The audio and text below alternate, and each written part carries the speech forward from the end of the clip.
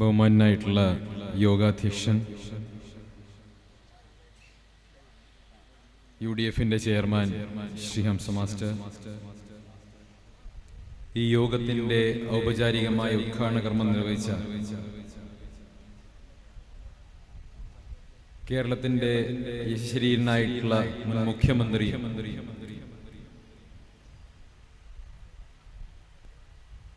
സർവരും ലീഡർ എന്ന് വിളിച്ച് ആദരിക്കുകയും ചെയ്തിട്ടുള്ള ഇന്ത്യൻ രാഷ്ട്രീയത്തിലെ കിങ് മേക്കർ ആയിരുന്ന കെ കരുണാകരന്റെ മകൻ കൂടിയായ പ്രിയപ്പെട്ട കെ മുരളീധരൻ, ഈ വേദിയിൽ എനിക്ക് മുൻപ് സംസാരിച്ച എന്റെ പ്രിയപ്പെട്ട സുഹൃത്ത്, കേരള യുവത്വത്തിന്റെ ജ്വലിക്കുന്ന പ്രതീകം, മികച്ച വാഗ്മി, ആഴത്തിൽ രാഷ്ട്രീയ വിഷയങ്ങളെ സംബന്ധിച്ച് പഠിക്കുകയും കൃത്യമായി അവതരിപ്പിക്കുകയും ചെയ്യുന്നതിൽ പ്രാഗൽഭ്യമുള്ള പ്രിയപ്പെട്ട ഫിറോസ്, വേദിയിൽ സന്നിഹിതരായിട്ടുള്ള ശ്രീ കൃഷ്ണദാസ്, പ്രിയപ്പെട്ട മണ്ഡലം പ്രസിഡന്റ് കൃഷ്ണദാസ് ഉൾപ്പെടെ ഇവിടെ സന്നിഹിതനായിട്ടുള്ള നമ്മുടെ മുസ്ലിം ലീഗിന്റെ ജില്ലാ സെക്രട്ടറി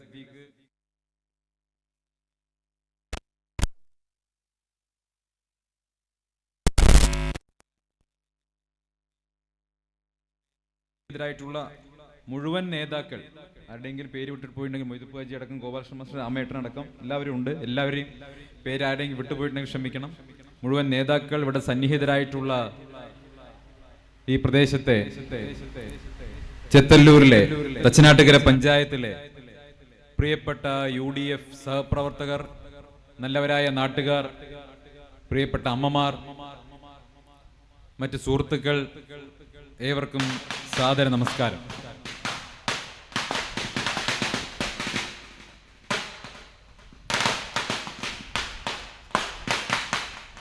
കഴിഞ്ഞ 2 പതിറ്റാണ്ട് കാലം ഭാരതീയ ജനതാ പാർട്ടിയുടെ ശബ്ദമായി ഞാൻ നിന്നു പ്രസംഗിച്ച അതേ വേദിയിലാണ് ഇപ്പോൾ ഇന്ത്യൻ നാഷണൽ കോൺഗ്രസിന്റെ KPCCയുടെ ഒരു വക്താവ് എന്നുള്ള നിലയ്ക്ക് ഞാൻ ഇന്ന് നിങ്ങളെ അഭിസംബോധന ചെയ്യുന്നത്.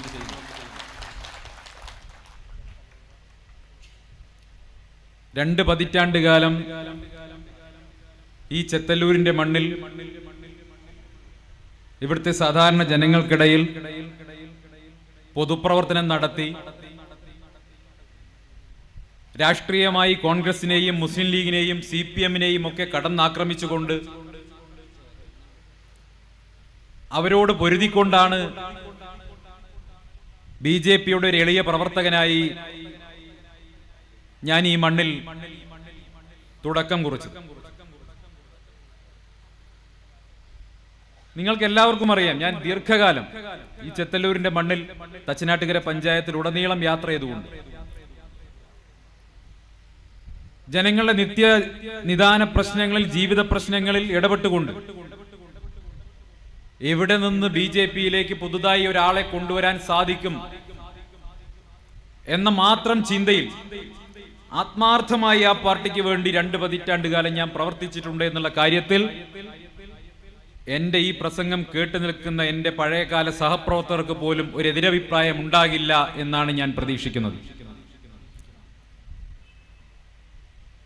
ഞാൻ പ്രവർത്തിച്ചിരുന്ന ആ പ്രസ്ഥാനത്തോട് ഞാൻ കാണിച്ചിട്ടുള്ള ആത്മാർത്ഥതയിലും കൂറിലും, ഞാൻ നൽകിയിട്ടുള്ള സമയത്തിലും, ഞാൻ ചെലവഴിച്ചിട്ടുള്ള എന്റെ പ്രയത്നത്തിലും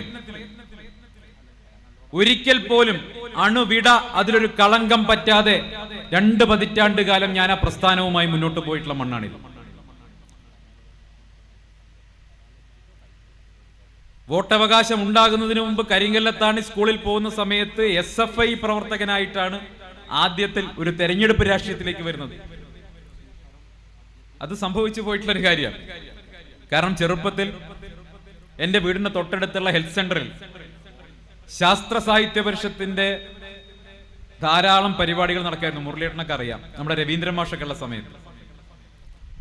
അപ്പൊ രവീന്ദ്രൻ മാഷ് നല്ല സഖാവായിരുന്നു. ആ സഖാവിന്റെ ഒക്കെ സ്വാധീനത്തിൽ ശാസ്ത്ര സാഹിത്യ പരിഷത്തിന്റെ ക്ലാസ്സുകളിൽ പോയി പരിഷത്തിന്റെ പരിപാടികളിൽ പങ്കെടുത്ത് അന്നത്തെ സാക്ഷരതാ യജ്ഞത്തിന്റെ ഓർമ്മകൾ മനസ്സിൽ പേറുന്ന ഒരാളാണ് ഞാൻ. ആ സാക്ഷരതാ യജ്ഞത്തിന്റെ കാലത്ത് കേരളത്തിൽ മുഴുവൻ മുഴങ്ങിക്കേട്ട ഒരു പാട്ടുണ്ട്. ഫിറോസിന് ആ പാട്ടറിയോ? പഴയൊരു പാട്ടുണ്ട് ശാസ്ത്ര സാഹിത്യ പരിഷത്തിന്റെ. എന്തിനധീരത ഇപ്പോൾ തുടങ്ങുവിൻ, എല്ലാം നിങ്ങൾ പഠിക്കണം, തയ്യാറാകണം ഇപ്പോൾ തന്നെ ആജ്ഞാശക്തിയായി മാറിയിടാനെന്ന് സാക്ഷരതാ യജ്ഞത്തിന്റെ കാലത്ത് പാടിപ്പടിച്ചൊരു പാട്ടുണ്ട്. അതാണ് ഇപ്പോൾ ഞാൻ പാടാൻ ആഗ്രഹിക്കുന്നത്. എന്തിനധീരത ഇപ്പോൾ തുടങ്ങുവിൻ, എല്ലാം നിങ്ങൾ പഠിക്കണം, തയ്യാറാകണം ഇപ്പോൾ തന്നെ ആജ്ഞാശക്തിയായി മാറിയിടാൻ എന്ന് പറഞ്ഞുകൊണ്ടാണ് ഇന്ത്യൻ നാഷണൽ കോൺഗ്രസിലേക്ക് ഞാൻ കടന്നു വന്നിട്ടുള്ളത്. ഒരു തരത്തിലുള്ള ഭയവുമില്ല, ഒരു തരത്തിലുള്ള ഭയവുമില്ല. ഞാൻ കടന്നു പോന്ന പ്രസ്ഥാനം എന്ന് പറയുന്നത് ഇന്ത്യ ഭരിക്കുന്ന പാർട്ടിയിൽ നിന്നാണ് ഞാൻ ഇറങ്ങിപ്പോകുന്നത്. ഇന്ത്യയിൽ ഏറ്റവും അധികം സംസ്ഥാനങ്ങൾ ഭരിക്കുന്ന പാർട്ടിയിൽ നിന്നാണ് ഞാൻ ഇറങ്ങിപ്പോകുന്നത്. രാജ്യത്തെ എല്ലാ അന്വേഷണ ഏജൻസികളെയും കൈവെള്ളയിൽ വെച്ച് അമ്മാനമാടിക്കൊണ്ട് രാഷ്ട്രീയ എതിരാളികളെ ഏതറ്റം വരേക്കും നശിപ്പിക്കാൻ ശേഷിയുള്ള അമിത്ഷായുടെ പാർട്ടിയിൽ നിന്നാണ് ഞാൻ രാജിവെച്ച് ഇറങ്ങിപ്പോന്നിട്ടുള്ളത്. എന്നെ പുറത്താക്കിയതല്ല, ഞാൻ രാജിവെച്ച് ഇറങ്ങിപ്പോന്നതാണ്. ഇറങ്ങിപ്പോന്നിട്ട് ഞാൻ പോയി കേറിയത് കേരളത്തിൽ അധികാരത്തിലുള്ള CPM-നകത്തേക്കല്ല. കേരളത്തിന് അധികാരത്തിലുള്ള CPM-നകത്തു പോയി കൊടിവെച്ചൊരു കാറിൽ യാത്ര ചെയ്യാൻ സരിനെ പോലെ എനിക്ക് കഴിയാത്തത് കൊണ്ടല്ല. ഈ മഹാരാജ്യത്തോ കേരളത്തിലോ എന്തിനേറെ പാലക്കാട് മുനിസിപ്പാലിറ്റിയിലോ പോലും അധികാരത്തിലില്ലാത്ത ഇന്ത്യൻ നാഷണൽ കോൺഗ്രസിലേക്ക് ഞാൻ സധൈര്യം കടന്നു വന്നത് എനിക്ക് ആ വെറുപ്പിന്റെ പ്രത്യയശാസ്ത്രം ഇനി വേണ്ട. എനിക്കിനി മുതൽ സ്നേഹത്തിന്റെ, സഹവർത്തിത്വത്തിന്റെ, മതസാഹോദര്യത്വത്തിന്റെ പാതയിലൂടെ കടന്നു പോകണമെന്ന ആഗ്രഹമുള്ളത് കൊണ്ട് തന്നെയാണ്. പ്രിയപ്പെട്ടവരെ, എന്റെ നാട്ടുകാർക്കറിയാം, ചെത്തല്ലൂരുകാർക്കറിയാം, BJP-യിൽ പ്രവർത്തിക്കുന്ന കാലത്തും ഞാൻ മനസ്സറിഞ്ഞുകൊണ്ട് ഒരിടത്തു പോലും, ഒരു സ്ഥലത്ത് പോലും ഇതര സമുദായത്തിൽപ്പെട്ട ഒരാളെ, സഹോദര സമുദായത്തിൽപ്പെട്ട ഒരാളെ മനസ്സുകൊണ്ട് ആക്ഷേപിക്കണമെന്ന് എവിടെയും ആഗ്രഹിച്ചിട്ടില്ല. ആ രീതിയിൽ ഞാൻ പ്രവർത്തിച്ചിട്ടുമില്ല. ഇവിടെ എന്റെ പ്രസംഗം കേട്ട് എന്റെ ഒരു സുഹൃത്തിരിക്കുന്നുണ്ട്. എന്റെ ജീവിതത്തിൽ എന്റെ കളിക്കൂട്ടുകാരനാണ്. നിങ്ങൾക്കറിയാം അദ്ദേഹത്തെ.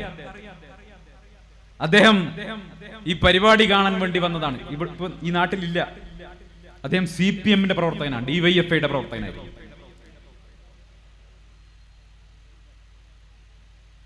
അവനോട് പലരും ചോദിച്ചിട്ടുണ്ട്, നീ എന്തിനാണ് BJP-കാരനായ സന്ദീപിന്റെ കൂടെ നടക്കുന്നത്? അവനൊരു ഹിന്ദു വർഗീയവാദിയല്ലേ, അവന്റെ കൂടെ എന്തിനു നടക്കുന്നു? കാരണം ആ DYFI സുഹൃത്ത് ഇവിടെ ഇരിക്കുന്നുണ്ടായിരുന്നു കുറച്ചു നേരം മുൻപ് വരെ. അവനൊരു മുസ്ലിം സമുദായ അംഗമാണ്. ഞങ്ങൾ ഒരു പാത്രത്തിൽ നിന്ന് ഭക്ഷണം കഴിക്കുന്നവരാണ്, ഒരു പായൽ കെട്ടിപ്പിടിച്ച് കിടന്നുറങ്ങുന്നവരാണ്. അവന്റെ ജീവിതത്തിൽ ഒരിക്കലും എന്റെ ഭാഗത്ത് നിന്ന് അത്തരമൊരു വർഗീയ സമീപനം ഉണ്ടായതായി അവൻ ഒരിക്കലും പറയാൻ സാധിക്കില്ല എന്ന് ഉറപ്പ് എനിക്കുണ്ട്. ആ ധൈര്യം തന്നെയാണ് എനിക്കുള്ളത്. ഈ നാട്ടിലെ ജനങ്ങൾക്കറിയാം. അങ്ങനെ ഒരുപാട് പേരുണ്ട്. പലപ്പോഴും ഞാൻ തെറ്റിദ്ധരിക്കപ്പെട്ടു അതിൽ സംശയമൊന്നുമില്ല. കാരണം ഞാൻ പ്രതിനിധാനം ചെയ്യുന്ന പാർട്ടിയുടെ പ്രത്യയശാസ്ത്രത്തെ കുറിച്ച് ഞാൻ ആ പ്രത്യയശാസ്ത്രം ഉയർത്തിപ്പിടിച്ചുകൊണ്ട് ഉച്ചത്തിൽ സംസാരിച്ചിട്ടുണ്ട്. പക്ഷെ അത് സംസാരിക്കുന്ന സമയത്തും ഞാൻ അവധാനത പുലർത്തിയിട്ടുണ്ട്. എന്റെ വാക്കുകൾ കൊണ്ട് ഇതര സമുദായത്തിൽപ്പെട്ട ഒരാൾക്ക് മുറിവേൽക്കരുത് എന്ന ഒരു തോന്നൽ എന്റെ മനസ്സിൽ പലപ്പോഴും ഉണ്ടായിട്ടുണ്ട്. പക്ഷെ പലപ്പോഴും സാധിക്കാതെയും വന്നിട്ടുണ്ട്. പ്രിയപ്പെട്ടവരെ, എന്റെ അമ്മാവൻ ഇവിടെ ഇരിക്കുന്നുണ്ട്. ഞാൻ ഇന്ത്യൻ നാഷണൽ കോൺഗ്രസിൽ ചേർന്നതിൽ ഏറ്റവും അധികം സന്തോഷിക്കുന്നത് എന്റെ നാക്കിൽ മോതിരം കൊണ്ട് അക്ഷരം കുറിച്ച് തന്ന എന്റെ അമ്മാവനായിരിക്കും എന്നുള്ള കാര്യത്തിൽ എനിക്ക് സംശയമില്ല. കാരണം അദ്ദേഹം ജീവിതകാലം മുഴുവൻ K. കരുണാകരൻ എന്ന് പറയുന്ന ലീഡറുടെ അചഞ്ചലനായിട്ടുള്ള അടിയുറച്ച ഒരു അനുയായിയായി ജീവിച്ചിട്ടുള്ള വ്യക്തിയാണ്. പക്ഷെ അദ്ദേഹം ഒരിക്കലും എന്നോട് നീ എന്തിന് BJP പോയി എന്ന് ചോദിച്ചിട്ടില്ല. പ്രിയപ്പെട്ടവരെ, ഞാൻ എന്തുകൊണ്ട് BJP പ്രവർത്തിക്കുന്ന കാലത്ത് പോലും എനിക്കെന്തുകൊണ്ട് സഹോദര സമുദായങ്ങളോട്, അല്ലെങ്കിൽ മുസ്ലിം സമുദായത്തോട് പ്രത്യേകിച്ചും ഒരിക്കൽ പോലും ഞാൻ മനസ്സിൽ കാലുഷ്യം സൂക്ഷിച്ചിട്ടില്ല എന്നുള്ളതിന്റെ ഏറ്റവും വലിയ ഉത്തരവെന്ന് പറയുന്നത് എന്റെ മുത്തച്ഛന്റെ പേര് തേവരുഗുപ്തൻ ആണ് എന്നുള്ളതാണ്. അതിവിടെ എല്ലാവർക്കും അറിയാം. അദ്ദേഹം എങ്ങനെയാണ് ഇവിടെ ജീവിച്ചിട്ടുള്ളത് ഞാൻ പറയാൻ ആഗ്രഹിക്കുന്നില്ല. അദ്ദേഹത്തെ കുറിച്ച് അറിയാത്തവരായി ഈ തച്ചനാട്ടുകര പഞ്ചായത്തിലോ താഴേക്കോട് പഞ്ചായത്തിലോ ഈ പരിസര പ്രദേശങ്ങളിലോ ആരും ഉണ്ടായിരിക്കില്ല എന്ന് ഞാൻ വിശ്വസിക്കുന്നു. 27-ാം രാവിന് സക്കാത്ത് കൊടുത്തിരുന്നൊരു വീടാണ് എൻ്റെ അമ്മയുടെ തറവാടെന്ന് പറയുന്നത്. അതുകൊണ്ട്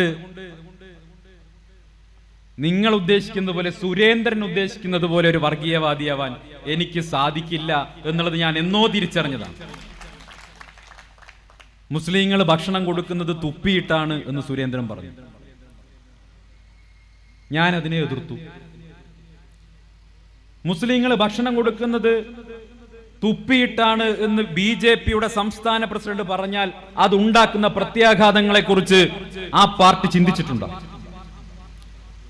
ഞാൻ ചോദിക്കട്ടെ, നമ്മുടെ നാടെന്ന് പറയുന്നത് ഹിന്ദുക്കളും മുസ്ലിങ്ങളും ക്രിസ്ത്യാനികളും ഒക്കെ, മതമുള്ളവനും മതമില്ലാത്തവനും ഒക്കെ ഇഴുകിച്ചേർന്ന് താമസിക്കുന്ന ഒരു നാടാണ്. ഉത്തരേന്ത്യയിലേതുപോലെ മുസ്ലിം ഘട്ടോയും ഹിന്ദു ഘട്ടവും എന്ന് അവിടെ വേറെ വേറെ ഇല്ല.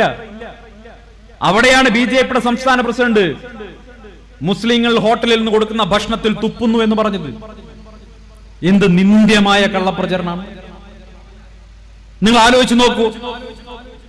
ഈ സുരേന്ദ്രൻ പറഞ്ഞിട്ടുള്ള തെമ്മാടിത്തരം കേട്ടിട്ട് TV ചാനലിലൂടെ കാണുന്ന ഒരു ചെറിയ കുട്ടി വൈകുന്നേരം കൂട്ടുകാർക്കൊപ്പം കളിക്കുന്ന സമയത്ത് തൊട്ടപ്പുറത്തെ മുസ്ലിം ഭവനത്തിലെ ഒരു ഉമ്മ വന്നിട്ട്, എന്നാ മക്കളെ നിങ്ങൾ എന്തെങ്കിലും കഴിക്കേ എന്ന് പറഞ്ഞ് 2 കുട്ടികൾ കൂടി ഭക്ഷണം കൊടുത്തു കഴിഞ്ഞാൽ ഹിന്ദു കുട്ടി പറയാണ്, അല്ല TV പറയുന്നത് കേട്ടു, നിങ്ങളൊക്കെ ഭക്ഷണം തരുന്നത് തുപ്പിയിട്ടാണ്, അതുകൊണ്ട് എനിക്കിത് വേണ്ട എന്ന് പറയുന്നൊരു സാമൂഹിക സാഹചര്യം ഈ കേരളത്തിൽ ഉണ്ടായാൽ നമുക്ക് അംഗീകരിക്കാൻ പറ്റുമോ? പെരുന്നാളിന് ഷാക്കിറിന്റെ വീട്ടിൽ പോയി ഭക്ഷണം കഴിക്കുന്നയാളാണ് സന്ദീപ്. ഓണത്തിന് എന്റെ വീട്ടിൽ വന്ന് ഭക്ഷണം കഴിക്കുന്ന സുഹൃത്തുക്കൾ ഇവിടെ ഇരിക്കുന്നുണ്ട്. അതാണ് കേരളം. ആ കേരളത്തെ വർഗീയമായി വിഭജിക്കാൻ സുരേന്ദ്രനെ പോലെയുള്ള BJPയുടെ നേതാക്കൾ നടത്തുന്ന പരിശ്രമത്തെ പരസ്യമായി എതിർത്തതിന്റെ പേരിൽ 1 വർഷത്തിലധികം BJPക്കകത്ത് സംഘടനാ നടപടി നേരിട്ടയാളാണ് ഞാൻ. എന്നെ സമ്മർദ്ദം ചെലുത്തി എന്റെ നിലപാട് തിരുത്തിച്ചിട്ടുണ്ട്. ഒരു വിഷയത്തിലല്ല, പല വിഷയത്തിൽ. പ്രിയപ്പെട്ടവരെ, ഈ മണ്ണിലേക്ക് തിരിച്ചു വന്നാൽ 10-20 വർഷക്കാലം മുമ്പ് ഞാൻ ഈ പാർട്ടിയിൽ BJPയിൽ പ്രവർത്തനം തുടങ്ങുന്ന സമയത്ത് വാസ്തവത്തിൽ 17 വയസ്സ് 18 വയസ്സ് എനിക്കന്ന് വോട്ടവകാശമുള്ളതിന് മുമ്പാണ്. വോട്ടവകാശം വരുന്നതിന് തൊട്ട് മുൻപാണ് ഇവിടെ പഞ്ചായത്ത് തിരഞ്ഞെടുപ്പ് 2000 നടക്കുന്നത്. അന്ന് മാമ്പ്ര വാർഡിൽ നിന്ന് BJP കാരിതൊടി സുബ്രേട്ടനെ സ്ഥാനാർത്ഥിയാക്കുകയാണ്. കാരിതൊടി സുബ്രേട്ടനെ സ്ഥാനാർത്ഥിയാക്കി നടത്തിയിട്ടുള്ള വലിയ പ്രചരണം, ആ പ്രചരണത്തിലാണ് BJPയുടെ സജീവമായിട്ടുള്ള ഒരു പ്രവർത്തനം എന്ന നിലയ്ക്കുള്ള ഒരു പങ്കാളിത്തം ഞാൻ നിർവഹിച്ചത്. ആ തെരഞ്ഞെടുപ്പിൽ ആദ്യമായിട്ട് 2ാം സ്ഥാനത്തേക്ക് വരാൻ BJPക്ക് അവിടെ സാധിച്ചു. പക്ഷെ 2000-ന് ശേഷം 2002 ആകുമ്പോഴേക്കും ഞാൻ ആ സമയത്ത് യുവമോർച്ചയുടെ പഞ്ചായത്തിന്റെ ഭാരവാഹിയാണ്. പക്ഷെ 2002 ആകുമ്പോഴേക്കും എന്റെ രാഷ്ട്രീയ പ്രവർത്തനം കാരണം എന്റെ അമ്മയ്ക്ക് കൂടി പഠിപ്പിക്കുന്ന സ്കൂളിൽ ബുദ്ധിമുട്ടുണ്ടാകുന്നു എന്നൊരു തോന്നൽ വന്ന സമയത്ത്, വല്ലാത്ത പ്രയാസം ഉണ്ടായ സമയത്ത്, CPMന്റെ ഭാഗത്തുനിന്ന് വല്ലാത്ത സമ്മർദ്ദം ഉണ്ടായ സമയത്ത്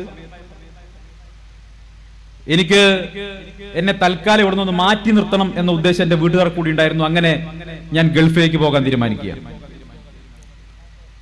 4-5 വർഷക്കാലം സൗദി അറേബ്യയിലെ റിയാദിലാണ് പിന്നീട് ഞാൻ ജോലി ചെയ്യുന്നത്.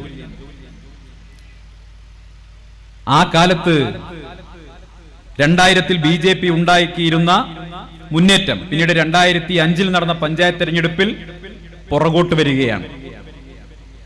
തൊട്ടടുത്ത പഞ്ചായത്ത് തെരഞ്ഞെടുപ്പിൽ അതിനു മുൻപ് നേടിയിരുന്ന വോട്ടിനേക്കാൾ വളരെ താഴേക്ക് പോവുകയും പിന്നീട് ഞാൻ തിരിച്ചു വരുന്ന സമയത്ത് BJP ഇവിടെ വാസ്തവത്തിൽ കൊടിമരത്തിൽ ഒരു കൊടി പോലും ഇല്ലാത്ത അവസ്ഥയിലേക്ക് വന്നിട്ടുണ്ട്. പ്രവർത്തിക്കാൻ ആർക്കും വലിയ താല്പര്യമില്ല, നേതൃത്വം കൊടുക്കാൻ ആളില്ല. വന്ന് ഒരു പ്രത്യേക ഘട്ടത്തിൽ വീണ്ടും BJPയുടെ പ്രവർത്തനവുമായി സജീവമായി രംഗത്തിറങ്ങാൻ ഞാൻ തീരുമാനിക്കുകയായിരുന്നു. ആ തീരുമാനിക്കുന്ന സമയത്ത് ഈ ചെത്തല്ലൂരിൽ വർഷങ്ങൾക്ക് മുൻപ് തുടങ്ങിയിട്ടുള്ള RSSന്റെ ശാഖയും മുടങ്ങിപ്പോയിട്ടുണ്ടായിരുന്നു. BJPക്ക് ഒരു ബൂത്ത് കമ്മിറ്റി പോലും ഉണ്ടായിരുന്നില്ല. പ്രവർത്തിക്കുന്ന ഒരു പഞ്ചായത്ത് കമ്മിറ്റി ഉണ്ടായിരുന്നില്ല. പ്രവർത്തിക്കാൻ താല്പര്യമുള്ള പ്രവർത്തകർ പോലും തീർത്തും അവരുടെ ആവേശമൊക്കെ കെട്ട് വീടുകളിലായിരുന്നു. കാരണം അതിന് കുറച്ച് വർഷങ്ങൾ മുൻപാണ് BJPയുടെ അന്നത്തെ ആ സമയത്ത് BJPക്ക് വേണ്ടി ഏറ്റവും നന്നായി ഇവിടെ പ്രവർത്തിച്ചിരുന്ന കിഴക്കതിലെ മണിയേട്ടൻ ഒരു ആക്സിഡന്റിൽ മരിക്കുന്നു. അദ്ദേഹത്തിന് ശേഷം അവിടെ നേതൃത്വം കൊടുക്കാനില്ലാതെ പോയി. അദ്ദേഹം തന്നെ അവസാന സമയത്തൊക്കെ മരിക്കുന്നതിന് തൊട്ട് മുൻപ് അദ്ദേഹത്തിന്റെ സ്വന്തം ബിസിനസ്സിലേക്ക് ശ്രദ്ധ കേന്ദ്രീകരിച്ചിരുന്നു. അപ്പൊ അത്തരം ഒരു സാഹചര്യത്തിലാണ് ഞാനിവിടെ വന്ന് വീണ്ടും BJPയുടെ പ്രവർത്തനവുമായി രംഗത്തിറങ്ങുന്നത്. ആ പ്രവർത്തനം തുടങ്ങി ഈ കഴിഞ്ഞ പാലക്കാട്ടെ ഉപതെരഞ്ഞെടുപ്പിൽ BJPയിൽ നിന്ന് രാജിവെക്കുന്നത് വരെ വളരെ ആത്മാർത്ഥതയോടുകൂടി തന്നെയാണ് ആ പ്രസ്ഥാനത്തിന് വേണ്ടി ഈ മണ്ണിൽ നിന്ന് പ്രവർത്തിച്ചിട്ടുള്ളത്. പക്ഷെ BJPയുടെ ഒരു പ്രവർത്തകനോ കാര്യകർത്താവെന്ന് വിളിക്കപ്പെടുന്ന നേതാവോ ആയിരിക്കുമ്പോൾ പോലും എന്റെ മുന്നിൽ വന്നിട്ടുള്ള, എന്നോട് സഹായം അഭ്യർത്ഥിച്ച് വന്നിട്ടുള്ള ഒരു മനുഷ്യന്റെയും ജാതിയോ മതമോ രാഷ്ട്രീയമോ നോക്കാതെ അവനെ സഹായിക്കാൻ ഞാൻ എല്ലാ കാലത്തും ഇവിടെ ശ്രമിച്ചിട്ടുണ്ട്. ഒരാൾക്ക് പോലും ആ കാര്യത്തിൽ തർക്കം ഉണ്ടാവില്ല. പ്രിയപ്പെട്ടവരെ, എന്റെ ജീവിതത്തിന്റെ നല്ലൊരു ഭാഗം കൊടുത്തൊരു പാർട്ടിയായിരുന്നു. എന്റെ ആദ്യത്തെ എന്റെ വീട്ടിലെ സന്തോഷം എന്ന നിലയ്ക്ക് എന്റെ ഭാര്യ ഗർഭിണിയായ സമയത്ത്, വളരെ സന്തോഷിച്ചിരിക്കുന്ന സമയത്ത് അത് മിസ്കാരേജ് ആയി.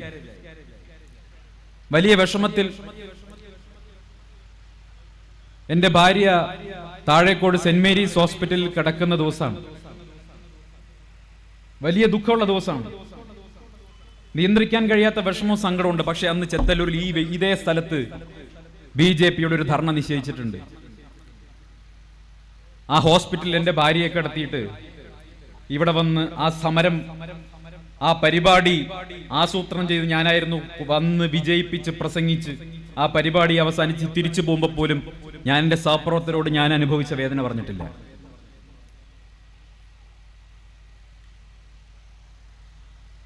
എന്റെ അച്ഛനും അമ്മയും തൊഴിൽ ചെയ്തെടുത്ത പണം, അവർക്ക് കിട്ടിയ ശമ്പളം, അവരുടെ പോലും അനുവാദമില്ലാതെ ഏറിയ പങ്കും ചെലവഴിച്ചിട്ടുള്ളത് ആ BJPയുടെ പ്രവർത്തനത്തിന് വേണ്ടിയിട്ടാണ്. രണ്ടുപേരുടെയും ATM ആയിരുന്നു എന്റെ സോഴ്സ് ഓഫ് ഇൻകം എന്ന് പറയുന്നത്.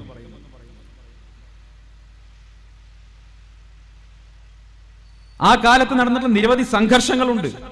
BJP വളർന്നു വരുന്ന സമയത്ത് സ്വാഭാവികമായിട്ടും അനുഭവിക്കേണ്ടി വരുന്ന CPM-മായി മുഖാമുഖം സംഘർഷങ്ങളുണ്ടായി, പല സംഘർഷങ്ങളുണ്ടായി. പക്ഷെ പ്രിയപ്പെട്ടവരെ, ഒരു സംഘർഷ ഭൂമിയിൽ പോലും പ്രവർത്തകരെ വിട്ടുകൊടുത്തുകൊണ്ട് ഞാൻ രക്ഷപ്പെടാൻ വേണ്ടി ശ്രമിച്ചിട്ടില്ല. പലപ്പോഴും സാധ്യതകൾ ഉണ്ടായിട്ട് കൂടി എന്നെ ഒഴിവാക്കാമെന്ന് പറഞ്ഞിട്ട് കൂടി സാധ്യമല്ല എന്ന് പറഞ്ഞുകൊണ്ട് ആ കേസിലെ ഒന്നാം പ്രതിയായി എന്റെ പേരെഴുതണമെന്ന് നിർബന്ധിച്ചുകൊണ്ട് ഒന്നാം പ്രതിയായി ഞാനും ബാക്കിയുള്ള BJP പ്രവർത്തകരുടെ പേര് 2-3 പ്രതികളായിരുന്നു ഇവിടെ എല്ലാ കാലത്തും. ഒരു കേസിൽ നിന്ന് പോലും ഞാൻ ഓടി ഒളിച്ചിട്ടില്ല. അത്തരം കേസുകൾ വരുമ്പോ സഹായിക്കാൻ പുറമേന്ന് ആരും വരാറുമില്ല. ആ കേസുകൾ നേരിടാനുള്ള സംവിധാനം കൂടി ഈ ചെത്തല്ലൂരിലെ BJPയുടെ സംവിധാനത്തിന് ഉണ്ടാക്കി കൊടുത്തിട്ട് തന്നെയാണ് ഞാൻ അവിടെ നിന്ന് പടിയിറങ്ങി പോന്നിട്ടുള്ളത്. കേസുകൾ വരുമ്പോ നേരിടാൻ, കോടതി നടപടികൾ വരുമ്പോ എങ്ങനെ നേരിടണം, എന്ത് ചെയ്യണം, ഇതൊക്കെ പുറമേ നിന്ന് ഒരു സഹായവുമില്ലാതെ ചെയ്യാൻ ഇവിടുത്തെ സംഘടനയ്ക്ക് പ്രാപ്തി ഉണ്ടാക്കി കൊടുത്തിട്ടുണ്ടെങ്കിൽ അതൊന്നും എന്റെ പഴയകാല സഹപ്രവർത്തകർ മറക്കില്ല എന്നാണ് ഞാൻ എല്ലാ കാര്യങ്ങളും വിശദീകരിക്കാൻ ആഗ്രഹിക്കുന്നില്ല. പക്ഷേ സന്ദീപ് എന്തോ 2016 ശേഷം ഇവിടെ പ്രവർത്തിക്കാത്തയാളാണ് എന്നൊക്കെ രീതിയിൽ പറഞ്ഞതാരാന്നറിയോ? സന്ദീപ് സൂത്രപ്പണിയിൽ BJPയുടെ തലപ്പത്ത് വന്നാണ് പറഞ്ഞതാരാ? പത്മജ വേണുഗോപാൽ. ഞാൻ ചേച്ചിയെ വിളിച്ചു ചോദിച്ചു, ചേച്ചി തന്നെ ഇത് പറയണം. സന്ദീപ് പഞ്ചായത്ത് തലം മുതൽ ജില്ലാതലം, മണ്ഡലം തലം, എല്ലാ തലങ്ങളിലും പ്രവർത്തിച്ച് കഷ്ടപ്പെട്ട് BJPയുടെ സംസ്ഥാന നേതൃത്വത്തിലെത്തിയ ആളാണ്. പക്ഷെ പത്മജ വേണുഗോപാൽ അത് പറയാൻ അർഹതയുണ്ടോ? ഞാൻ ഈ സ്വീകരണ പരിപാടി തന്നെ വാസ്തവത്തിൽ കൃഷ്ണദാസേട്ടനോട് ഞാൻ പറഞ്ഞിട്ടുണ്ട്, വേണോ ദാസേട്ടാ ഇങ്ങനെ ഇത്രയും പരിപാടി വേണോ? ഞാൻ അംസമാഷിനെ വെച്ചു, വേണോ ഇത്രയും വലിയൊരു പരിപാടിയുടെ ആവശ്യമുണ്ടോ? ഞാൻ പറഞ്ഞു എന്തിനാണ്? ഇപ്പോ പത്മജ വേണുഗോപാല് കോൺഗ്രസ് വിട്ട് BJPയിൽ പോയി, അനിൽ ആന്റണി കോൺഗ്രസ് വിട്ട് BJPയിൽ പോയി, ടോം വടക്കൻ കോൺഗ്രസ് വിട്ട് BJP പോയി. ഈ 3 പേർക്കും അവരുടെ നാട്ടിൽ അവരുടെ വീട്ടിൽ പോയിട്ട് പോലും BJPക്കാരൊരു ഷാളിട്ട് കൊടുത്തിട്ടില്ല. അവരുടെ വീട്ടിൽ പോയിട്ട് പോലും ഷാളിട്ട് കൊടുത്തിട്ടില്ല. നിങ്ങൾ ആലോചിച്ചു, ഇത്ര വലിയ നേതാക്കളാ. അപ്പൊ ഞാൻ ചോദിച്ചു, BJPയിൽ ഇതൊന്നും പതിവില്ല. അപ്പൊ കൃഷ്ണദാസേട്ടൻ അംസമാഷൻ പറഞ്ഞു, ഇത് ഞങ്ങളുടെ മുന്നണിയിലേക്കും പാർട്ടിയിലേക്കും ഒരാൾ വന്നാൽ അവരെ ആദരിക്കാത്ത BJP അല്ല, ഇത് UDF ആണ്, ഇത് കോൺഗ്രസ് ആണ്. ഈ നാട്ടിൽ സ്വീകരണം ഒരുക്കുക എന്നുള്ളത് ഞങ്ങളുടെ ഉത്തരവാദിത്തമാണെന്ന് പറഞ്ഞത് ഏറ്റെടുത്തത് ഇവിടുത്തെ കോൺഗ്രസിന്റെയും മുസ്ലിം ലീഗിന്റെയും നേതൃത്വമാണ്, പ്രവർത്തകരാണ്. ഞാൻ ആഗ്രഹിച്ചതേ അല്ല. പക്ഷെ 1-2 തവണ ഈ സ്വീകരണത്തിന്റെ തീയതി മാറ്റി വെക്കേണ്ടി വന്നു. അതിന് കാരണങ്ങളുണ്ട്. കാരണം ഒന്ന്, നമ്മളൊക്കെ ആദരിച്ചിരുന്ന MT വാസുദേവൻ നായരുടെ നിര്യാണം ഉണ്ടായി. മറ്റൊന്ന്, കോൺഗ്രസിന്റെ പൊളിറ്റിക്കൽ അഫയേഴ്സ് കമ്മിറ്റിയുടെ പെട്ടെന്നുള്ള ഒരു മീറ്റിംഗ് ഉണ്ടായി. ഇത് രണ്ടും വന്നപ്പോൾ സ്വാഭാവികമായിട്ട് മാറ്റി വെക്കേണ്ടി വന്നു. അപ്പോഴേക്കും സന്ദീപ് വാര്യരുടെ സ്വീകരണം മാറ്റിവെച്ചു. ഇനി എപ്പോഴാണ് സ്വീകരണം? ഇനിയും മാറ്റിവെക്കുക. എനിക്കൊരു താല്പര്യമില്ലാത്ത കേസാണ്. കാരണം സ്വീകരണം എന്ന് ഒന്നാമത് സമയത്തിന്റെ വലിയ പ്രശ്നമുണ്ട്. ഈ തീയതി മാറ്റുന്ന സമയത്ത് ഞാൻ കൊടുത്ത മറ്റു പല പരിപാടികളുടെയും ഡേറ്റ് മാറ്റി വെക്കേണ്ടി വരുന്നുണ്ട്. നേതാക്കന്മാർക്ക് പ്രയാസമുണ്ട്. ഫിറോസ് തന്നെ 2 തവണയാണ് ഡേറ്റ് ചെയ്യുന്നത്. മുരളിയേട്ടൻ 2 തവണയാണ് ഡേറ്റ് ചെയ്യുന്നത്. പ്രതിപക്ഷ നേതാവിന് വരണമെന്ന് താല്പര്യമുണ്ട്. പക്ഷെ നമ്മളെക്കാൾ കൂടുതൽ ഈ പരിപാടി നടത്തണം എന്ന താല്പര്യം സംഘപരിവാറിനും BJPക്കുള്ളപ്പോ ഞങ്ങൾ നിങ്ങളെ വിഷമിപ്പിക്കാൻ പാടില്ലല്ലോ. നടത്തിയല്ലേ പറ്റുള്ളൂ. അങ്ങനെയാണ് ഈ പരിപാടിയിലേക്ക് എത്തിയത്. അതുകൊണ്ട് സന്ദീപിന്റെ രാഷ്ട്രീയ പാരമ്പര്യമോ സന്ദീപിന്റെ രാഷ്ട്രീയ പശ്ചാത്തലമോ, സന്ദീപ് ഒന്നും ചെയ്യാത്തവനാണ്. സന്ദീപ് എന്താ പറഞ്ഞത്? ഈ പാലക്കാട് നിയമസഭാ ഉപതെരഞ്ഞെടുപ്പിന്റെ സമയത്ത് പറഞ്ഞല്ലോ, ചീള് കേസാണ്, ഒരുപാട് കാര്യങ്ങൾ പറഞ്ഞല്ലോ. ഞാൻ ഒന്നുമല്ല, ഞാനൊരു പ്രാദേശിക നേതാവ് മാത്രമാണ്. സുരേന്ദ്രന്റെ ഭാഷയിൽ പറഞ്ഞാൽ ശരിയാണ്. ഞാനൊരു പ്രാദേശിക നേതാവ് മാത്രമാണ്. ഇനിയും പ്രാദേശിക നേതാവായി ഈ നാട്ടിലെ സാധാരണ ജനങ്ങൾക്കിടയിൽ മാത്രം നിൽക്കാൻ താല്പര്യമുള്ള ഒരു സാധാരണക്കാരനാണ്. സുരേന്ദ്രനെ പോലെ ഹെലികോപ്റ്ററിൽ യാത്ര ചെയ്യുന്ന ഒരു ബഹിരാകാശ നേതാവാകാൻ എനിക്ക് താല്പര്യമേ ഇല്ല. സുരേന്ദ്രൻ ഏതെങ്കിലും സാധാരണക്കാരുടെ വിഷയങ്ങളിൽ ഇടപെടുന്നു കണ്ടുണ്ടോ? ഞാൻ നേരത്തെ പറഞ്ഞല്ലോ, മുസ്ലിങ്ങളുടെ ഭക്ഷണത്തിന്റെ കാര്യത്തെ കുറിച്ച് പറഞ്ഞല്ലോ. എന്ത് ആത്മാർത്ഥത അയാൾക്കുള്ളത്. ഈ പറഞ്ഞതിന്റെ അടുത്തയാഴ്ച ചങ്ങായി എവിടെയെന്നറിയോ? കേരളത്തിലെ പ്രധാനപ്പെട്ട ഒരു മുസ്ലിം വ്യവസായിയുടെ ഷോപ്പിംഗ് മാൾ ഉദ്ഘാടനത്തിന് ഇരുന്ന് വെട്ടി വിഴുങ്ങാണ്. പറയുമ്പോ വലിയ കാര്യമാണ്. ഞങ്ങൾ ബീഫിനെതിരാണ്. ഞാൻ കഴിക്കാറില്ല കേട്ടോ. ഞാൻ ബീഫ് കഴിക്കാറില്ല. കാരണം ഞാൻ പറയുന്ന കാര്യത്തോട് ആത്മാർത്ഥതയുള്ള ഞാൻ ബീഫ് കഴിക്കാറില്ല. കഴിച്ചാൽ കഴിച്ചു എന്ന് പറയാൻ മടിയില്ല. കഴിച്ചതിന് ശേഷം ഉള്ളിക്കറിയാണെന്ന് പറഞ്ഞാൽ ന്യായീകരിക്കാൻ പറ്റില്ല. പക്ഷേ കേരള സമൂഹത്തിൽ, കേരള രാഷ്ട്രീയത്തിൽ തൊലിച്ചു കളഞ്ഞ ഉള്ളിത്തൊലിയുടെ വില പോലും ഇല്ലാത്ത ഒരുത്തനാണ് ഇപ്പോ എന്നെ ആക്ഷേപിച്ചുകൊണ്ടിരിക്കുന്നത്. എനിക്ക് അദ്ദേഹത്തോട് പറയാനുള്ളത്, നിങ്ങൾക്ക് വാസ്തവത്തിൽ എന്നോടുള്ള വിരോധത്തിന്റെ അടിസ്ഥാനം എന്താണെന്നുള്ളത് എനിക്ക് കൃത്യമായി ആ പാർട്ടിയിൽ നിൽക്കുമ്പോൾ ബോധ്യപ്പെട്ടിട്ടുണ്ട്. എന്നെ അക്ഷരം പഠിപ്പിച്ച എന്റെ ഗുരുനാഥന്മാരും എന്റെ അധ്യാപികയായിട്ടുള്ള എന്റെ അമ്മയും എന്നെ അനുഗ്രഹിച്ചതുകൊണ്ട് ദൈവം സഹായിച്ച് എനിക്ക് സംസാരിക്കാൻ കഴിയും. അതാണ് നിങ്ങളുടെ പ്രശ്നം, അതാണ് നിങ്ങളുടെ പ്രയാസം എന്ന് എനിക്ക് നല്ലവണ്ണം ബോധ്യപ്പെട്ടിട്ടുണ്ട്. ഞാൻ പണ്ട് MV രാഘവന്റെയോ മറ്റോ ആത്മകഥയിൽ വായിച്ചിട്ടുണ്ട്. ഏതോ ഒരു വേദിയിൽ, EMS ഇരിക്കുന്ന വേദിയിൽ MV രാഘവൻ പ്രസംഗിക്കുകയാണ്. അന്ന് തീരുമാനമായി MV രാഘവന്റെ കാര്യം എന്നാണ് പറയുന്നത്. കാരണം MV രാഘവന് വലിയ കയ്യടി കിട്ടുകയാണ്. പെരുന്തച്ചൻ കോംപ്ലക്സ് എന്നൊക്കെ വിളിക്കും. BJP ഇരിക്കുന്ന സമയത്ത് ഇപ്പോ ഇവരൊക്കെ എതിർക്കുമായിരിക്കും. പക്ഷെ BJP ഇരിക്കുന്ന സമയത്ത് അറിയാം, ആ പാർട്ടിയിലെ പ്രവർത്തകർക്ക് അന്ന് ഏറ്റവും അധികം സ്നേഹവും ഇഷ്ടവും ഉണ്ടായിരുന്ന നേതാവിന്റെ പേര് തന്നെയായിരുന്നു സന്ദീപ് വാര്യർ എന്ന കാര്യം മറക്കരുത്. ഞാൻ ആ സ്നേഹവും ഇഷ്ടവും ഒക്കെ ഉണ്ടാക്കിയത് സാധാരണ പ്രവർത്തകരോടൊപ്പം കൊണ്ടാണ്, അവരുടെ ഭാഷയിൽ സംവദിച്ചുകൊണ്ടാണ്, അവരെ കണ്ടാൽ തോളിൽ കൈയിട്ട് സംസാരിച്ചിട്ടാണ്, അവരുടെ വീട്ടിലെ കാര്യങ്ങൾ തിരക്കിയിട്ടാണ്. ഏത് അർദ്ധരാത്രിയും ഫോൺ വിളിച്ചാൽ എടുത്ത് അവരുടെ പ്രശ്നങ്ങൾക്ക് പ്രയാസങ്ങൾക്ക് പരിഹാരം കണ്ടെത്തിയിട്ടാണ് BJP-യിലും ആ പ്രവർത്തകരുടെ സ്നേഹത്തിന് ഞാൻ പാത്രമായത്. പ്രിയപ്പെട്ടവരെ, ഞാൻ ഇന്നും ആ പാർട്ടിയിലെ ഈ പ്രദേശത്തെ പ്രവർത്തകരോട് പറയണം, അവരാരും എന്നെ വെറുക്കുന്നുണ്ടെന്ന് ഞാൻ പ്രതീക്ഷിക്കുന്നില്ല. അവർക്ക് പ്രയാസം ഉണ്ടാവാം, സങ്കടം ഉണ്ടാകാം. പ്രിയപ്പെട്ടവരെ, നിങ്ങൾക്ക് ഇന്നും ഇനിയും എല്ലാ കാലവും നിങ്ങളുടെ ജീവിതത്തിൽ എന്തെങ്കിലും പ്രശ്നവും പ്രയാസവും ഉണ്ടെങ്കിൽ സന്ദീപിന്റെ നമ്പർ നിങ്ങളുടെ ഫോണിലുണ്ടെങ്കിൽ സധൈര്യം നിങ്ങൾക്ക് ഏത് സമയത്തും എന്നെ വിളിക്കാം. എന്നാൽ കഴിയുന്ന കാര്യങ്ങൾ ഇന്നും ചെയ്തു തരാൻ തയ്യാറാണ്, എന്നും ചെയ്തു. അതിന് അന്നത്തേതുപോലെ തന്നെ പാർട്ടി മാറണം എന്നൊരു ക്ലോസ് ഒന്നും എവിടെയും വെക്കാൻ പോകുന്നില്ല. നിങ്ങൾക്ക് നിങ്ങളുടെ രാഷ്ട്രീയം, ഞങ്ങൾക്ക് ഞങ്ങളുടെ രാഷ്ട്രീയം. രാഷ്ട്രീയം എന്ന് പറയുന്നത് ജനങ്ങൾക്ക് സേവനം നൽകലാണ്. രാഷ്ട്രീയത്തിൽ നമുക്ക് മത്സരിക്കാം. എങ്ങനെ മത്സരിക്കണം? ജനങ്ങളെ സഹായിക്കുന്ന കാര്യത്തിൽ മത്സരിക്കണം. ആ മത്സരത്തിന് ഇന്ത്യൻ നാഷണൽ കോൺഗ്രസും UDF-ഉം തയ്യാറാണ്. തച്ചനാട്ടുകര പഞ്ചായത്തിൽ UDF എന്ന് പറയുന്ന പ്രസ്ഥാനം ഐക്യത്തോടെ കഴിഞ്ഞ 1/4 നൂറ്റാണ്ടുകാലമായി ഈ തച്ചനാട്ടുകര പഞ്ചായത്തിലെ ജനങ്ങളെ തുടർച്ചയായി സേവിച്ചുകൊണ്ടിരിക്കുകയാണ്. ഇടയ്ക്ക് ഒരു ഘട്ടത്തിൽ മാത്രമാണ് UDF-ന്റെ കയ്യിൽ നിന്ന് ഭരണം പോയിട്ടുള്ളത്. അത് 25 കൊല്ലം മുമ്പെയാണ്. പക്ഷെ 25 കൊല്ലമായി UDF-ന്റെ തുടർച്ചയായിട്ടുള്ള ഭരണമാണ്. എന്താണ് സൂചിപ്പിക്കുന്നത്? കഴിഞ്ഞ 25 വർഷക്കാലം തച്ചനാട്ടുകര പഞ്ചായത്തിലെ ജനങ്ങളെ സേവിക്കുന്നതിൽ, അവർക്ക് വേണ്ട കാര്യങ്ങൾ ചെയ്തു കൊടുക്കുന്നതിൽ ജനങ്ങളെ വിശ്വാസം ആർജിച്ചെടുക്കാൻ തച്ചനാട്ടുകരയിലെ UDF-ന് സാധിച്ചിട്ടുണ്ട് എന്നുള്ളതാണ്. പ്രിയപ്പെട്ടവരെ, ആ UDF-ന്റെ ഭാഗമായിട്ടാണ് ഞാൻ വന്നിട്ടുള്ളത്. BJP-യുടെ ഭാഗമായി നിൽക്കുന്ന സമയത്ത് എനിക്ക് എന്തൊക്കെയാണോ അനുഭവിക്കാൻ കഴിയാതെ പോന്നിട്ടുള്ളത്, എന്തൊക്കെയാണോ എനിക്ക് അവിടെ നഷ്ടപ്പെട്ടിട്ടുള്ളത്, എന്തൊക്കെയാണോ ഞാൻ വലിയ വിഷമത്തോടു കൂടി നേടേണ്ടി വന്നിട്ടുള്ളത്, അതിന്റെ മുഴുവൻ പരിഹാരം കഴിഞ്ഞ 3 മാസക്കാലം കൊണ്ട് എനിക്ക് UDF-ൽ നിന്ന് ഉണ്ടായിട്ടുണ്ട്. വെറുതെ പറയുന്നതല്ല. വലിയ സ്നേഹം, ചേർത്ത് പിടിക്കൽ, ഇതൊക്കെ അനുഭവിക്കുന്നത് സന്തോഷത്തോടു കൂടി അനുഭവിക്കാൻ കഴിഞ്ഞ 3 മാസക്കാലം കൊണ്ട് സാധിച്ചിട്ടുണ്ട്. എന്തൊക്കെ ആക്ഷേപങ്ങളായിരുന്നു എനിക്ക് നേരെ ഉന്നയിച്ചിട്ടുള്ളത്.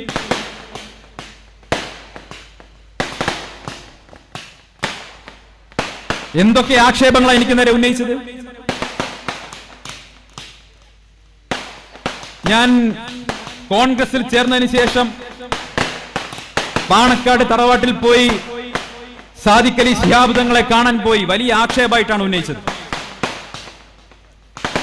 BJP-യിലെ എന്റെ പഴയകാല സഹപ്രവർത്തകർ ചോദിച്ചത്, സാദിഖ് അലി തങ്ങളെ കാണാൻ പോയതിനു ശേഷം സന്ദീപ് സുന്നത്ത് ചെയ്തോ എന്നാണ്. സന്ദീപ് സുന്നത്ത് ചെയ്തോ, തങ്ങളെ കാണാൻ പോയതല്ലേ എന്നാണ് ഞാൻ ചോദിച്ചത്. എനിക്ക് അവരോട് പറയാനുള്ളത്, വർഷങ്ങൾക്ക് മുമ്പ് ഞാൻ ജന്മഭൂമിയുടെ ലേഖകനായിരുന്ന സമയത്ത് കോഴിക്കോട് വെച്ച് ജന്മഭൂമിയുടെ ഒരു മീറ്റിംഗ് നടന്നു. അന്ന് ജന്മഭൂമിയുടെ പത്രാധിപരും ആ മീറ്റിംഗിനുണ്ടായിരുന്നു. ഒരു അവലോകന യോഗമാണ്. ആ അവലോകന യോഗത്തിൽ വെച്ച് പത്രാധിപർ മലപ്പുറത്തെ ജന്മഭൂമിയുടെ ബ്യൂറോ ചീഫിനോട് കയർക്കുകയാണ്. എന്താ കാരണം എന്നറിയോ? പാണക്കാട് സയ്യിദ് ശിഹാബ് അലി തങ്ങൾ മരിച്ചിട്ട് ആ വാർത്ത, അദ്ദേഹം മരിക്കുന്നത് രാത്രിയാണ്, പിറ്റേന്ന് ജന്മഭൂമിയിൽ മാത്രമാണ് പ്രാധാന്യമില്ലാത്ത രീതിയിൽ അച്ചടിച്ചു വന്നത്. കാരണം ശിഹാബ് അലി, ബഹുമാനപ്പെട്ട MP, പാലക്കാടിന്റെ പ്രിയങ്കരനായ ജനകീയ MP ശ്രീ VK ശ്രീകണ്ഠൻ ഇങ്ങോട്ട് കടന്നു വരുന്നുണ്ട്. അപ്പൊ ജന്മഭൂമിയുടെ പത്രാധിപര് മലപ്പുറത്തെ ബ്യൂറോ ചീഫിനോട് ചോദിക്കുകയാണ്, എന്റെ കൺമുന്നിൽ വെച്ച് ചോദിക്കുകയാണ്, നിങ്ങൾക്ക് പാണക്കാട് ശിഹാബ് അലി തങ്ങൾ ആരായിരുന്നു എന്നറിയാമോ? അദ്ദേഹത്തിന് കേരള സമൂഹത്തിലുള്ള മതിപ്പെന്താണ്, വില എന്താണ് എന്നതിനെ സംബന്ധിച്ച് സാമാന്യ വിവരമെങ്കിലും ഉണ്ടായിരുന്നെങ്കിൽ നിങ്ങൾ ആ വാർത്ത നല്ല രീതിയിൽ കവർ ചെയ്യുമായിരുന്നില്ലേ എന്ന് ജന്മഭൂമിയുടെ പത്രാധിപർ മലപ്പുറത്തെ ബ്യൂറോ ചീഫിനോട് ചോദിക്കുകയാണ്. പ്രിയപ്പെട്ടവരെ, അതാണ് എനിക്ക് ഞാൻ പാണക്കാട് പോയതിനെ കുറിച്ച് ആക്ഷേപം ഉന്നയിക്കുന്ന എന്റെ പ്രിയപ്പെട്ട പഴയകാല സഹപ്രവർത്തകരോട് ചോദിക്കാനുള്ളത്, നിങ്ങൾക്ക് പാണക്കാട് കുടുംബത്തെ കുറിച്ച് എന്താണ് അറിയുന്നത്? ആ കുടുംബം ഈ സമൂഹത്തിനും ഈ രാജ്യത്തിനും ചെയ്ത സേവനത്തെ കുറിച്ച് ഏതെങ്കിലും ഒരു കാര്യം നിങ്ങൾക്കറിയാമായിരുന്നെങ്കിൽ നിങ്ങൾ ഈ രീതിയിലുള്ള വൃത്തികെട്ട പ്രതികരണം നടത്തുമായിരുന്നു, നികൃഷ്ടമായ പ്രതികരണം നടത്തുമായിരുന്നു. ഞാൻ ചോദിക്കട്ടെ, BJP-യുടെ ശ്രീധരൻപിള്ള സാറിനെ പോലെയുള്ള ഏതെങ്കിലും ഒരു നേതാവ് പാണക്കാട്ട് തങ്ങളെ കുറിച്ച് ഇതുപോലെ മോശമായ ഒരു കാര്യം പറയൂ? എന്തൊക്കെയാണ് നിങ്ങൾ സാമൂഹ്യ മാധ്യമങ്ങളിൽ പറഞ്ഞത്? നിങ്ങളുടെ ഉള്ളിൽ ആന്തരികമായി അടിഞ്ഞുകൂടിയിട്ടുള്ള മുസ്ലിം വിരോധമാണ് പുറത്തേക്ക് വരുന്നത്.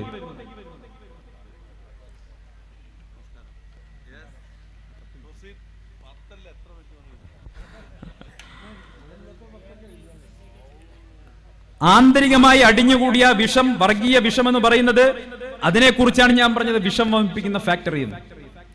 അതിനുള്ളിൽ നിൽക്കുമ്പോൾ സ്വാഭാവികമായിട്ടും ഏതൊരു മനുഷ്യനും ആ തരത്തിലുള്ള വർഗീയമായിട്ടുള്ള നിലപാടുകൾ സ്വീകരിക്കേണ്ടി വരും. ആ മനുഷ്യർക്ക് മറ്റുള്ളവരുടെ മതവും ജാതിയും നോക്കിയിട്ട് മാത്രമേ അത്തരത്തിലുള്ള ആളുകൾ പ്രതികരിക്കാൻ സാധിക്കുകയുള്ളൂ. അതാണ് ഇവിടെ കാണുന്നത്. പക്ഷേ BJP-ക്കാരെ പോലെ തന്നെ അതേ ചോദ്യങ്ങൾ ആവർത്തിച്ചത് കേരളത്തിലെ മുഖ്യമന്ത്രിയും CPM-ഉമാണ് എന്നുള്ളതാണ് ഏറ്റവും ഞെട്ടിപ്പിക്കുന്ന ലജ്ജാകരമായിട്ടുള്ള കാര്യം. എന്നെ സ്വീകരിച്ചതിന്റെ പേരിൽ പാണക്കാട് സാദിഖ് അലി തങ്ങളെ വർഗീയവാദിയായിട്ട് ചിത്രീകരിച്ചു കേരളത്തിന്റെ മുഖ്യമന്ത്രി. ഞാൻ ചോദിക്കട്ടെ, 4 കോടി മലയാളികളുടെ മുഖ്യമന്ത്രി സന്തോഷിക്കുകയല്ലേ വേണ്ടത്?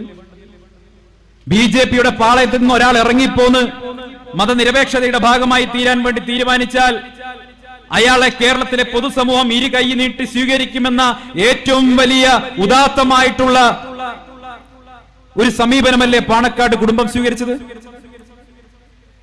കേരളത്തിലെ മുഖ്യമന്ത്രി അതിൽ സന്തോഷിക്കുന്നതിന് പകരം BJP-ക്കാരോടൊപ്പം ചേർന്ന് ദുഃഖിക്കുകയാണ് ചെയ്തത്. പ്രിയപ്പെട്ടവരെ, ഈ നിലപാടുകളിലാണ് BJP-യും CPM-ഉം ഒരുമിച്ച് നിൽക്കുന്നത്. ഈ വേദി എന്ന് പറയുന്നതിന് ചരിത്രമുണ്ട്. അത് എത്ര BJP-ക്കാർക്ക് അത് അറിയാന്ന് എനിക്കറിയില്ല. ഈ വേദിക്ക് ഒരു ചരിത്രമുണ്ട്. CPM BJP ബാന്ധവത്തിന്റെ ഒരു ചരിത്രം. 977-ൽ RSS-ഉം CPM-ഉം സംയുക്തമായി പൊതുയോഗം നടത്തിയ വേദിയാണിത്.